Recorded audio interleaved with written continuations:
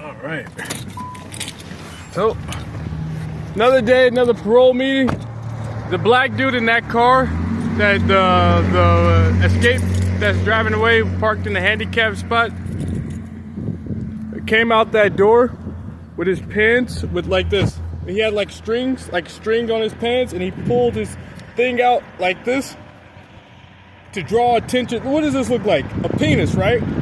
And then when I yelled out the door, oh, hey, so the black girl that walked around the corner was like, "What you say?" I literally said, oh, hey, and then she pointed her finger at me and was like, "What'd you say?" So I said, oh, hey, literally. And the black woman that's walking down the street over there, she tried to start an altercation or fear. Black intimidation, using gay black people to intimidate me, sexually harass me, and then intimidate me for speaking back, for yelling back. So it just happened right here. The dude pulled his thing out like this, like he had a dick, like his strings, like his pants strings flipped out like this. And then you know how you can make a gesture like you got a penis. And then when I yelled out the window, "Oh, hey yourself!" the black girl looked at me like, "What you say?" But if anybody heard that, they'd be like, "What the fuck was that?" It'd be gibberish. So the black girl knew what I was saying. Go fuck yourself. But I muttered it. She knew what the hell I was saying. And she acted like I said, "Go fuck yourself," anyways. To start an altercation. Gay black people. Those are the gay black community. That's literally the gay black community. Gay people. They'll sexually harass you, and if you fight back, they use intimidation to make you feel like you don't have a choice.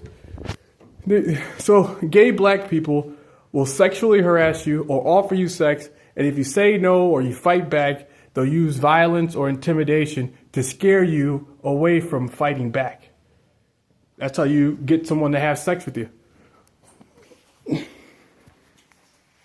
Well, that's how you. And then if you don't intimidate them immediately, if you separate the intimidation from the sexual harassment, no one will know you're trying to rape this person. But that person will know because they know in a couple of days or a couple of hours or a couple of minutes, you're going to try to intimidate them. So it's like an evolution of a rapist. So instead of threatening someone in real time and then trying to have sex with them, you threaten them later and then try to have sex with them at a different time. But that person's smart. They know you're threatening them and trying to have sex with them so that and it's just the same as rape. So those are gay people. They got smart. And everybody around me is acting stupid like they can't see intimidation and sexual harassment leads to rape.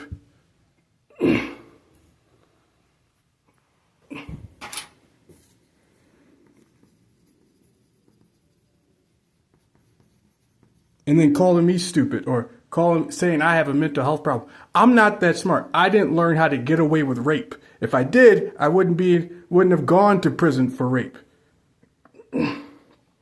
For rape I didn't commit. So it's like they turn me into the bad guy while the people who appear to be good people are actually the ones committing crimes. So everyone's looking at me when they should be looking elsewhere. So it's like a really, really intelligent group of people decided to point the finger at the good guy. And while everyone's focused on the good guy, who they're calling a bad guy, they're doing bad things when no one's looking. And then calling the good guy a bad person when he tells. Because they already lied about who he was. So no one's listening to the guy who's already been accused of rape. They're only listening to the people who appear to be good people. Or appear not to be criminals.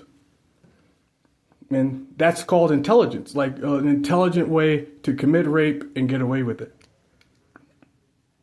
Oh, and point the finger, make everybody look elsewhere.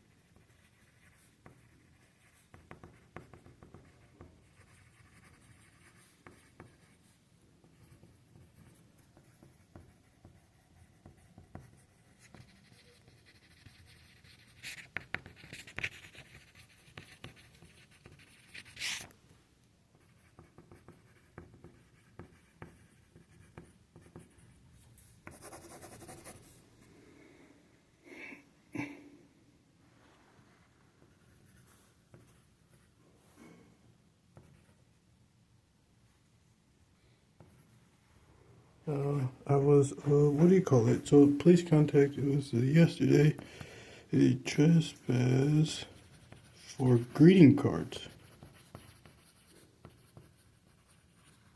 And arrested for First Amendment. Go fuck yourself.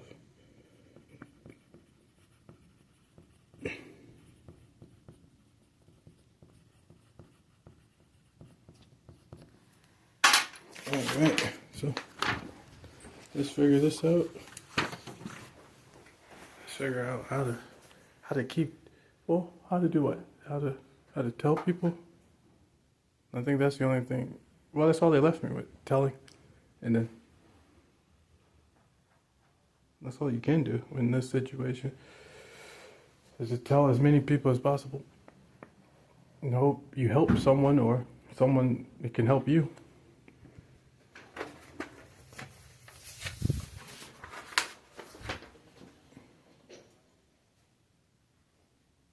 Like with technology or protection, not protection, but that's it. That's all you got. You get the technology out, and then free will is going to decide what the outcome of like someone's life, someone like me.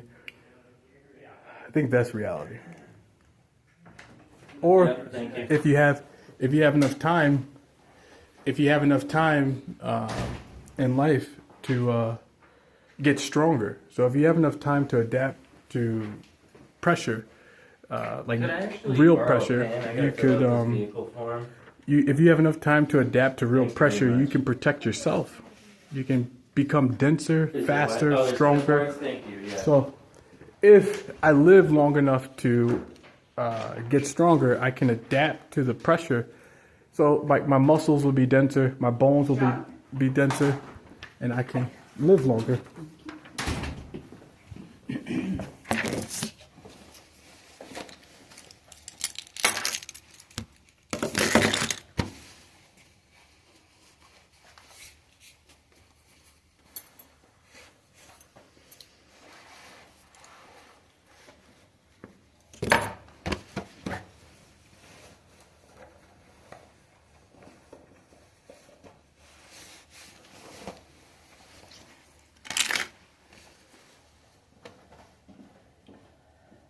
I figured it's your shoes. I'll just want to get them. Yep. And then I will just get around real quick. Okay, you're good. Looks like you might need some new shoes. Yeah, these things are getting old. I don't know. I like old things. So They're probably comfortable. Until they fall off, I've had them for like 5 years. So Oh wow. maybe more. Those are work shoes too. Yeah, actually I had them for almost 8 years. Oh wow. I think I got them for free. So I want to keep them. There you go. Possibilities free boots? Maybe. No.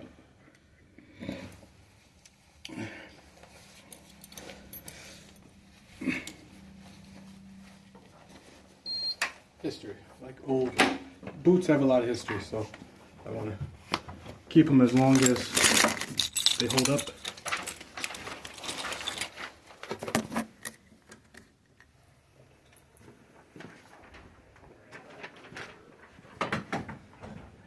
But yeah, so in a civilization where people have different views, and sometimes some of the people in your civilization choose violence, you need strength to keep you safe. So strength in reality is density. The denser you are, the stronger you are in reality. And humans, if they get denser, they can protect themselves from like bullets, knives. Well, it'll still break your skin, tear your muscles, your bones, but it will help you. It'll be better than what you have today. Right. Is there any way I could turn the light up a Sorry. bit? Thanks for reminding me. Yep. Just gotta remind me. Yep. There we All right. go. Okay. Bone density. Let's start with work. Yeah. Maple leaf? Uh-huh. All right. Tell me more about that. Still working there.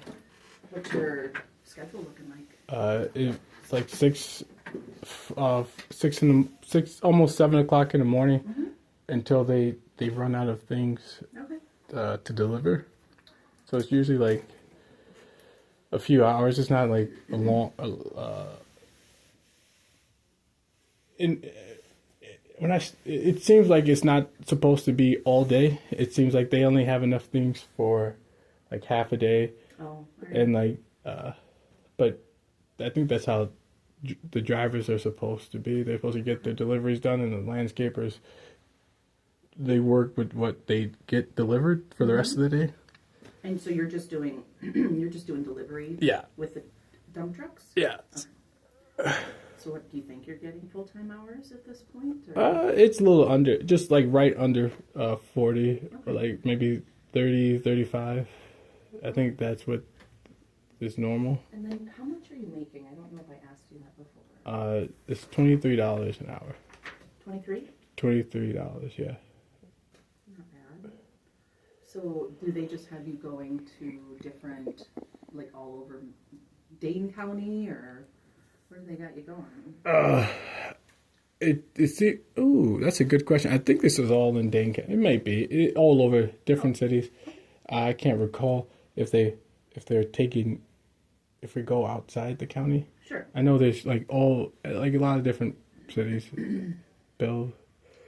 Right. I could tell you later. I'll just go on my phone and figure out where I've been. No, if you don't think I'm like a play-by-play, I was just wondering like how much travel they have. Oh, like so it's like 30 minutes. I think is the most I've that's done. not bad. Between 30, 15, 10 minutes. So That's not bad. yeah, So you're probably just right in the county. yeah. Okay. And how are you doing with that position? It sounds like you've been getting some pretty consistent hours in the last few weeks. Yeah. Yeah. Yeah.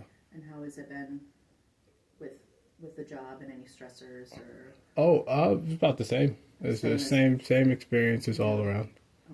Okay. It's lighter. Actually, I take that back. It's lighter experiences of this similar experience. So really light.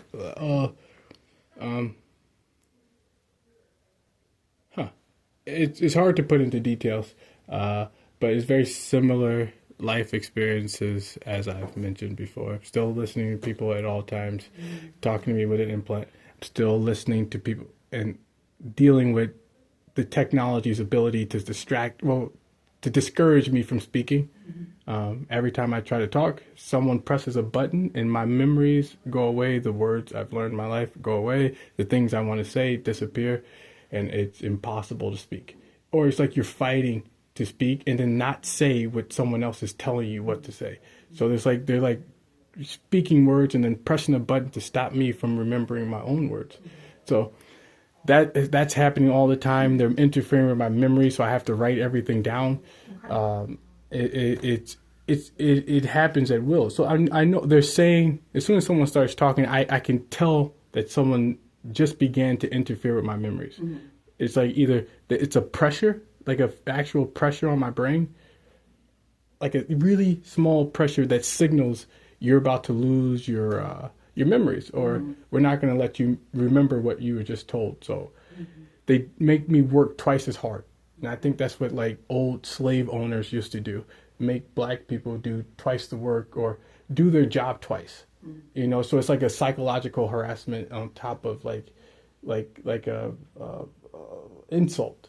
I'm going to make you do the same thing everybody else is doing twice. But I think that's an old way of doing things. And now they advance that to making someone have to write things down instead of letting them use their memories, their own mind to remember what they were told to do. So a couple questions. Yeah.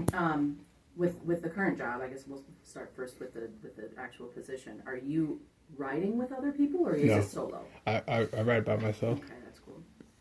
How are you documenting or writing when you say that you have to write stuff down? Oh, they give you a pen. I got a pen at work. Okay, so you're to to recall specific like work-related things? Instructions. Okay. So Okay. that's what I was talking about. So you So gotta technically, you're supposed to remember what you heard, Right. but I got to run and write everything down because someone is.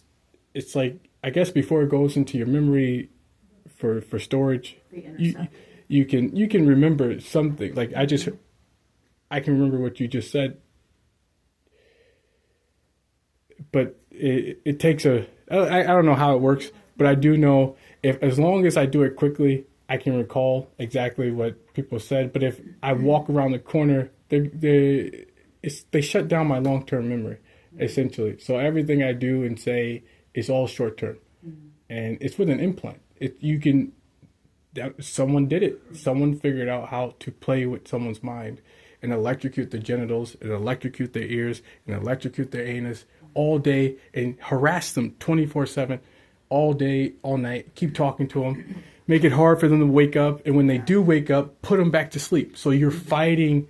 So instead of waking up energized and full of energy, you're fighting to wake up and you're fighting not to go back to sleep.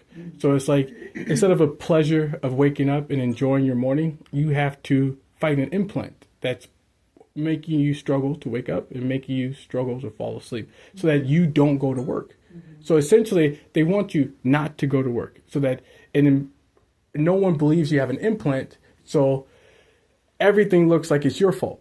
Everything, you look like you're incapable of taking care of yourself. But truly, someone is using an implant to interfere with your free will. Your will to wake up in the morning, energized. Well, your will to wake up and go to work. And then blame you for choosing not to do that. I want to talk to you about I got your text about Yeah. the housing. Oh yeah, housing. Yeah, what's going on with that? So I got an email that said we're not going to renew your lease because of criminal activity. I thought about that, and the only thing I recall is that the police department decided to call my landlord to tell them I said go fuck yourself, or I called somebody a racial slur. It was this kid named Arun El Salah, and he's been harassing me for over a year by saying the word gay or be gay every time I seen him. He called the police and told the police that I called him a racial slur. He got tired of it and said he couldn't remember whether or not he followed me 3 miles away.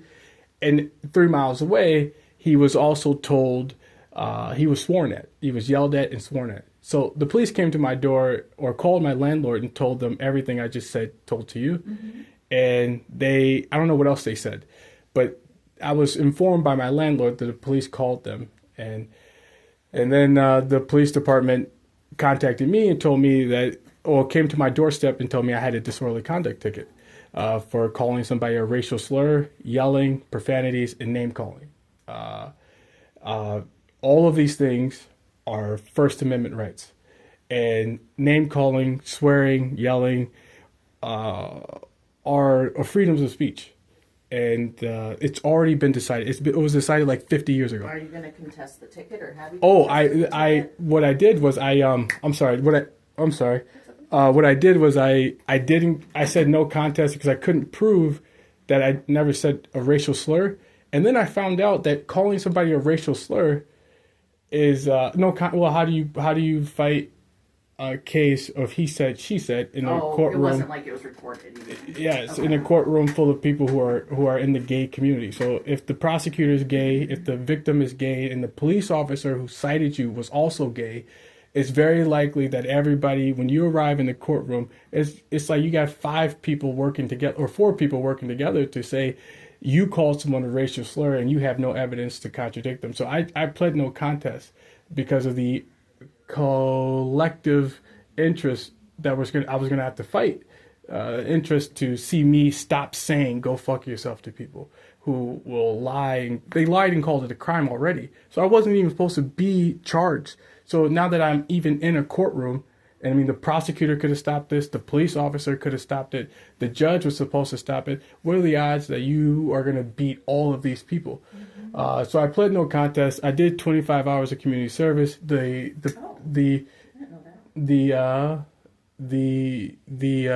police I found out in January that calling somebody a racial slur is a freedom. you can't, no one can decide what words are offensive. It's impossible. The Supreme Court decided you can call people whatever name you want. Nobody has the right to choose. No government has a right to choose what names you call people. So it's not up to the state. You have to have violence. You have to have a threat. You have to have the potential for violence. Those are the only times you can be charged for lose your First Amendment right.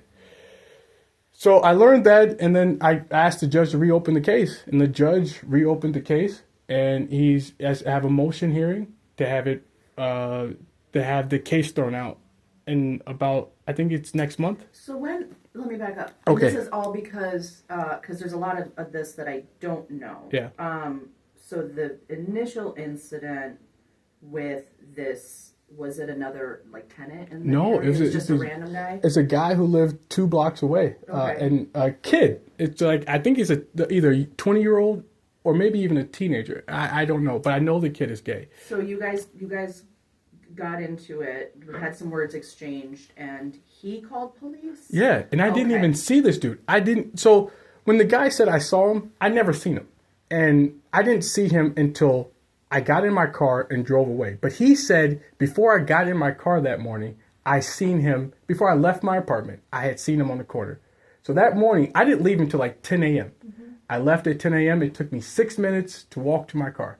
From my apartment door, 6 minutes to walk to my car, clean my mirrors, sit in my car, and drive away. So it actually took me 3 minutes to walk to my car and 3 minutes to clean the windows and then drive away. Okay. And that's when I seen this guy for the first time.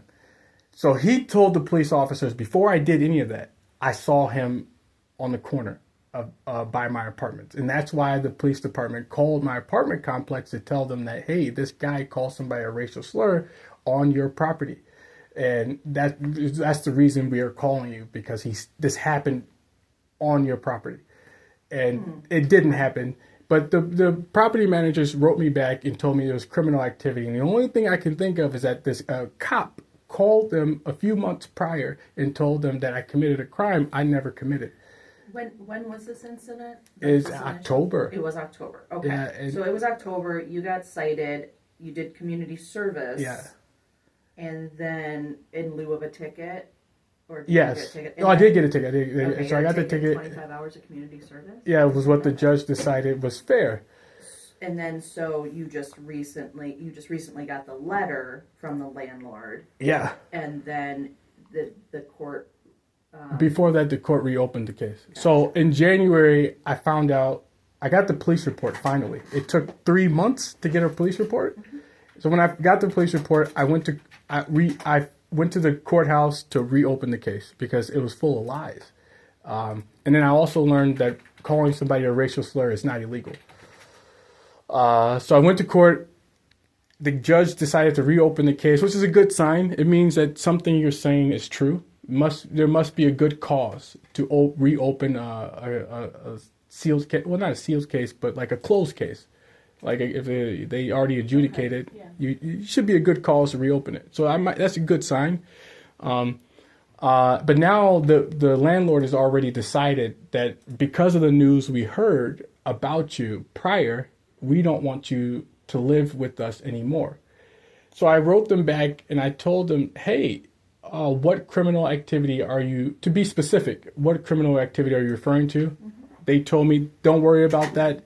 The new reason we don't want you back is because you are a sex offender. Mm-hmm. So we don't want to rent to any sex offenders. Did they put that in writing? She emailed it to me after I asked.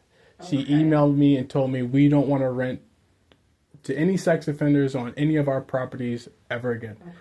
And I haven't heard any news about somebody committing rape on their properties, or like after 5 or 6 years, this sudden change. It's bizarre. So I think it started with the criminal activity. The criminal activity made them look into who I was. They looked into who I was and decided that it was, well, they didn't want me. How does that work? So I don't know. I got to figure out work my way backwards. But I believe it started with the police officer who called. And then after that, they reevaluated. They were going to kick me out anyways for the criminal activity. Then they decided, well, we're not going to back up. We don't want this person, whether he's guilty or innocent, on our property, or these social issues. So even if he's innocent, he exercises freedom, we don't want these conflicts on our property. Sure. So they found a way to continue to remove me, even though I didn't commit a crime. No. So they decided that the social conflicts were bad, and they were going to use a different reason to separate themselves from the conflicts I was having in the community. Do you have or is there another court hearing scheduled for that same? Yeah, I think it's in next month. Next month, okay. And then let me ask you about your plans then for housing. Oh, I'm gonna live in my car. I think that's what I'm gonna do. Okay. I don't have any place else to live. How do you feel about? It's totally up to you, and I only say this because it's more, the rent is more reduced, but like a sober living place, like a self-pay, like through Sober Living in Madison is one, Nehemiah is another. I know that Slim Sober Living, they've taken clients that are on the registry before, and it would be like a month to month until you find something more permanent. I think it's like $550 or $600 a month. I mean, I can give you the application, and you can do with it what you will. Okay, I think I'm gonna end up sleeping in my car anyways afterwards, because I don't. There's no one in Madison, and or I'm gonna keep living with. There are no apartments who rent to sex offenders in Madison. I think those were the last people. The people I rented from were the only. There's seldom. I need to check. Have you been, I guess, homeless since you got out? For like 2 months. Did they put you on GPS by any chance? No. Okay. I just got to double check to make sure that that's not something that we would have to do. Okay. Yeah, I never. Let me double check. I was homeless for like 2.5 months, and I didn't have GPS monitoring. Okay. I'll just double check. Okay. But yeah, no, I'm not. I don't want to live around other inmates who just got out of prison. Sure. Gay people. So essentially, I don't want to be stuck in a home full of gay people that I'm complaining about sexual harassment or intimidation or altercation, or me fighting back saying, "Hey, man, leave me alone. Stop." Yeah, no, I understand. Stop using minor aggression, like subliminal like threats, like or suggestive comments, or forcing me to say hi to you every day. I don't think that was the last housing place I was at. They used to tell me you have to say hi to the other inmates. No, I don't want to put you in that situation. Right. I get it. Last thing, tell me about what happened at Sierra. Yeah, Sierra Space. I stopped at Sierra Space 2 days ago to give them. Well, yesterday. Wait, what's today? Friday. Today is Friday.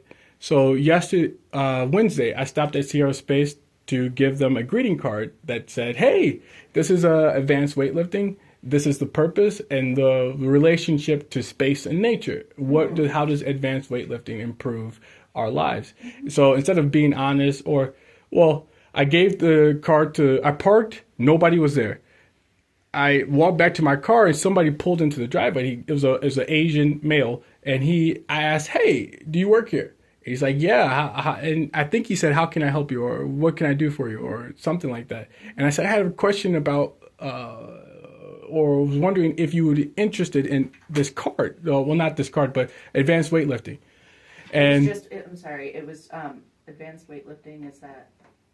So it's when you apply greater force in the same area on the weightlifting bar to cause a weightlifter to not get bigger, but get denser. But is this like a brochure or cards that you made? Or I made them. Something. Okay. I made them. I wrote it out, and then I bought the cards, and then I cut them out. Okay. And then I was just confused. I only received a voicemail yesterday. I've not had a chance to talk to Officer Griffin, but she left me a voicemail yesterday. Yeah. And just. Yeah, and then so the Asian dude said, "Thank you." He said, "Oh, sure, I'll take a card." So I didn't force him to have a card. I didn't demand, "Hey, man, take my card." I've never heard of this place. That's why. Yeah, Sierra Space. Yeah, it's a space aeronautic company they work to create help people developed and trained for space travel or to survive in space over long term periods. And they had an astronaut academy training program that they were just starting a few years ago. And I was thinking, hey, this would be perfect if they have the resources to build the tools they already have. They should be able. They have engineers, they have software engineers, they have mechanical engineers, they have technology experts. So they have the tools, and the idea I have fits those tools. All they have to do is repurpose what they already have to help them achieve their end game or their end goal. So so I thought this would be perfect. The advanced weightlifting will help you, and since you have the tools available, you could easily build this idea. But I didn't say all that. I had like 30 seconds to speak to the Asian guy, okay. And then I got back in my car. He said he had children. He said he was in a rush. He had no time to talk. And I asked him, hey, would you like to take the card? And he said, sure. And he took it. And then I was about to get back in my car, and he left, and then a woman arrived. She parked her car, and I asked her the same question. Hey, do you work here? And she said, yeah. And she said, she basically was asking me, how can I help you? What can I do for you? I think she waited in front of her car to see what I was trying to say. She was like trying to listen to what I was saying. So I said, hey, I got this idea about advanced weightlifting helping people survive space travel. Mm-hmm. And she was like, weightlifting, my son's a weightlifter, and weightlifting, we don't do anything with weightlifting. I don't think that'll help our company. Mm-hmm. And so I was like, well, this is a really good idea. Would you like to have the card? And she said, sure. She took the card. Those two people didn't seem too official. Like, it wasn't like an official introduction to Sierra Space. Yeah. It seemed like an informal, inconsistent way. Well, not really formal. Mm-hmm. So I thought if I go back, I can make a formal introduction to myself. Okay. And the door was open. There was visitor signs, and there was a button on the door. Okay. And it seemed like the lobby was a place where you ask to come in. Oh, sure. So that's what it looks like. Okay. That literally, it says there's a button here. And there are numbers on the wall. So if the receptionist doesn't work, you can call one of these numbers and they will help you. Mm-hmm. So if no one was supposed to enter, they wouldn't have an open access door to get that far. Mm-hmm. So I'm guessing beyond that door, if you wanted to enter, you have to register or be a visitor or be allowed in. But I'm sure that front door was where you press a button and ask. And if you wanted to go past that, you needed a badge or a registration. So they lied. Yeah. But anyways, the police, I got there, the police were there, and I didn't know why they were there. I was never told not to come back. But I thought it was harassment. When I arrived, it was more harassment. When I was at the engineering expo, the last place I went to at the expo, there were UW-Madison police officers, 2 gay community police officers who went to the place, the exact place, the last place I was. So they didn't visit anything else.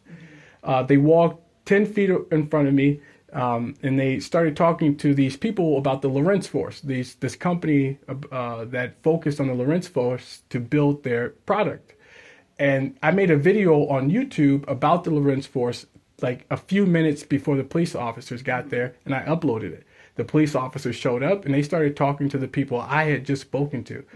And then, so I thought this was another form of harassment that I just experienced at the engineering expo, where police showed up to the place where I asked somebody for help or for advice. So the first time you were at Sierra Space, nobody told you that you couldn't be there. No one said. You came back to, just so that I understand it, you went back to have a more formal kind of interaction. Yes.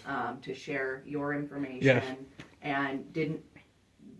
It looked like it was open to the public. Yeah. Officer Griffin showed up, said, hey, or was already there and said, hey, you can't be here. Exactly. And they trespassed you. Yeah. Then they said that you can't come back. They did trespass me.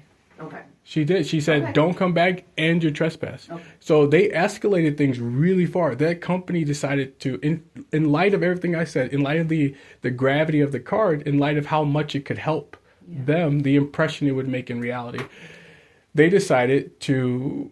Okay, to translate to the value, the value of the card. Advanced weightlifting will literally improve every single person on this planet, and it will help you survive space. Their company was built to help people grow from Earth to space, in every step along the way to achieve their space exploration. So if you want to do that, you need a way to help you would be to build a tool that prepared people for that space exploration. Sure. So I gave them the idea, something that no one seems to be talking about. And in light of that card, the purpose and the thought, they decided to do something illogical and instead of helpful, hurtful. So they could have just said, hey, that's a really nice card, but we don't want you here for whatever reason. Sure. Or they could have said, thank you for the card. I really appreciate it. It means a lot to us. This is a very good idea, and we are excited to think about it. Something like that. They could have gone either like the normal way we see in movies, television, news stories, where companies are helping in the community, and they show it. They show how they take advice, intelligence, or ideas from the community, create them, and it improves all mankind. Yeah. So I guess the company was owned, and I did some research on the company. The owner of the company is gay. He's a gay man. So I guess the idea coming from a straight guy was offensive, and that me approaching them for any sign of help or to improve my life, someone who's not gay, offends gay people. So we can't go back there. Yeah. Per law enforcement, right? Yeah. And you know that. I know that you're not. Yeah, they could have just told me. They didn't have to use law enforcement. It was extra. So it was like an escalated response to... I get it. Yeah, I didn't know what Sierra Space was. I never heard of it. And then I have another disorderly conduct ticket for saying go fuck yourself in Evansville. Yes, I already talked to the officer about that. What happened? He asked me if I wanted to hold you, and I said no. Oh, that is funny. Is that the one where he put you in the squad? Yeah. I said, we're all very familiar with Mr. Lattimore around here. I understand that you're not familiar with him, but no, I'm not issuing a hold. Oh. And I told him to check your YouTube channel. Oh. Yeah, I was surprised, man. So I got that coming up in a couple of weeks. I see that these are all like citations. Yeah. Just be careful. Yeah. Because again, and it can be contested later, but at the time, these officers can use their discretion on what they want to do, and especially if it's after hours, right? An after-hour supervisor might be like, "Yeah, take them in." So just mind your P's and Q's. You're so close to being off of supervision. Yeah.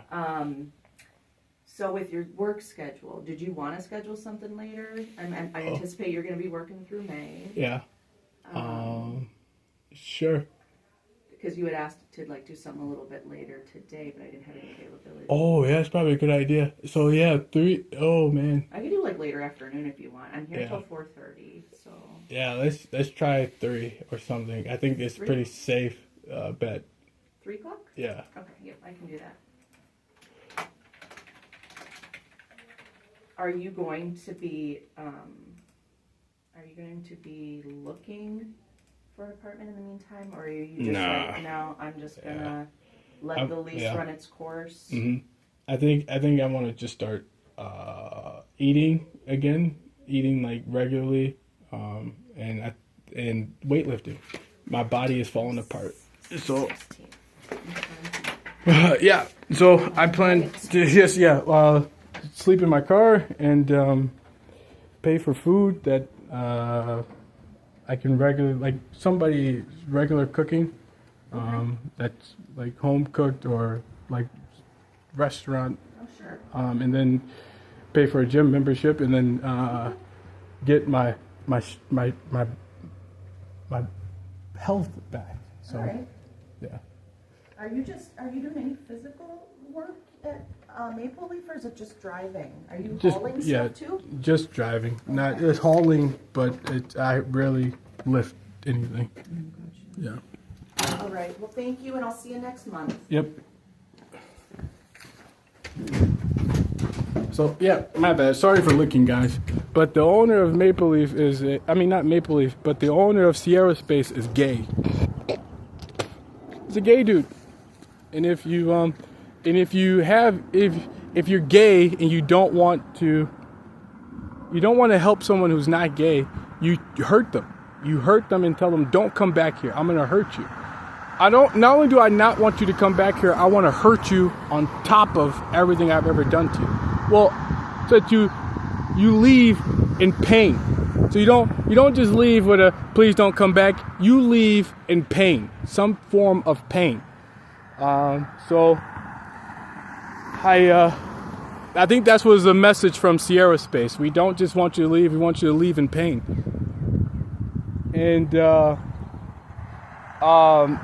someone just told me in my ears, you're desperate to get famous. And I've already told these people with implants, and I'm going to tell them again. Just because you have a good idea does not mean you get rich and famous. It just means you have a great idea, and your idea can be used to help everybody around you. That's it. That's all the energy that you probably are going to get in life. Just like all the founders who had great ideas, like Benjamin, Jefferson, a lot of historical American figures had great ideas, but they had to work regular jobs. So my idea is great. It is advanced weightlifting, but I can't build the idea. So I'm not going to get rich, right? I can't even sell the idea. It's human knowledge. It doesn't belong to me. It is just an idea. Until I build it, I can't profit from the idea. I'd have to turn it into a reality. And those people can profit from their ideas. So I'll just be like Benjamin Franklin. I found electricity, who found electricity, but he hasn't profited from it. He didn't profit from it. The people who built the tools to use for everyone to use electricity, they got rich. So that's going to be me. So even if I had a good idea and I handed it to Sierra Space, I would still have to go to work every single day somewhere, unless people in the community gave me gifts. But they didn't do it for Benjamin Franklin, and I think all he got was applause or recognition or awards or pieces of paper that said, hey, this is a great idea. And the rest of the world profited. But I guess if you look on the inside, what matters the most is that you contributed. So that energy is valuable. The energy that Benjamin Franklin found was valuable, and the energy I found is incredibly valuable. It was inside my body. I found power inside. I literally felt the power inside my body. So as you get stronger, you increase the amount of energy in your body. And some of us can feel it. We have the gravity, the sensitivity to nature to feel the power coursing through our bodies. So that was me. I discovered energy when I started weightlifting, and I got massive. And when I got massive, my brain started computing more information that was becoming more relevant. You have more power in your body. And that relevant information kept coming back in sensors in your brain for new information. So that was inside my body. And I never got a chance while I was weightlifting to learn how to control or what to do with that power. It took years and torture and implants to get me to force me to think about something I was putting off until I had a chance to go back to weightlift. And because I never had a chance to get back to weightlifting, I had to think about weightlifting with just my brain, with just everything I've learned in life, and thinking about how to improve it if I ever got a chance to do it again. So it took a long time to do that. It was by force. I would not have discovered, I would have waited until I could weightlift again before I thought about how to control my mass. So I hated getting bigger. I decided when I was weightlifting to not get bigger anymore, to never, ever, ever get bigger. And I decided that I wanted to do that by, I gotta go. I gotta get back to work. I'm running out of time. I think it's been over the time limit. But anyways, weightlifting was my key to discovering reality. And I encourage everybody to advance weightlifting so that you can improve the lives of every person on earth and to stop wasting time. But I gotta go. Gay community put implants in me, and they're using them to electrocute my genitals, my anus, and my ears, and scaring me into having sex with gay people. It's rape.